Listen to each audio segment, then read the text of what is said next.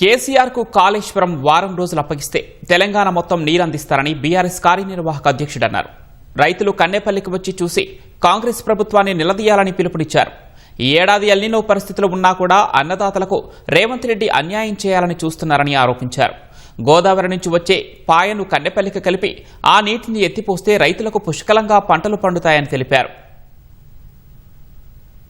రాష్ట్రానికి ఒక వరం కాళేశ్వరం. కేసీఆర్ గారు మనకిచ్చిన ఒక అద్భుతమైన వరం. నువ్వు కాళేశ్వరం వరం ఎట్లనో నువ్వు ఈ రాష్ట్రానికి శనేశ్వరం. 100 ఏళ్ల వరకు ఎంత కరువు వచ్చినా తెలంగాణలో రైతుకు ఆగం కాకుండా కట్టిన ప్రాజెక్టు కాళేశ్వరం. మరి ఇట్లాంటి ప్రాజెక్టు ఇవాళ నేను అంటా ఉన్నా, అయ్యా రేవంత్ రెడ్డి గారు మీకు మనసు లేకపోతే నేను అడుగుతున్నా, మాకు అప్పచెప్పు, మా నాయకుడు కేసీఆర్ గారికి అప్పచెప్పు, ఒక వారం రోజులు అప్పచెప్పు, మళ్ళీ నీ పదవి నీకే ఇస్తాం, భయపడకు. ఒక వారం రోజులు కేసీఆర్కు కాళేశ్వరం అప్పచెప్పు.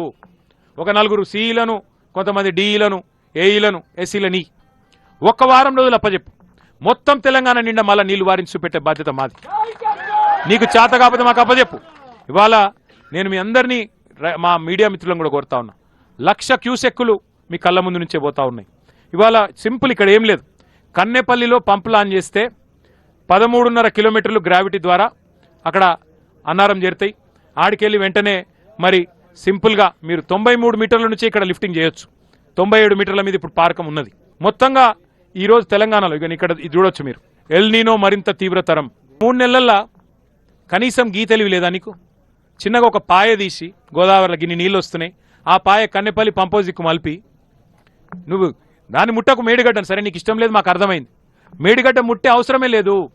అక్కడికి వెళ్ళి ఒక పాయ ఆల్రెడీ ఏదైతే ఇళ్ళకి వస్తూనే ఉందో నీళ్లు ఎత్తిపోస్తే చాలు. ఇలా 26 జిల్లాల్లో వర్షాభావ పరిస్థితులు ఉన్నాయి, మైనస్ వర్షపాతం. తెలంగాణలోని 33 జిల్లాలుంటే 26 జిల్లాల్లో కరువు పరిస్థితులు ఉన్నాయి.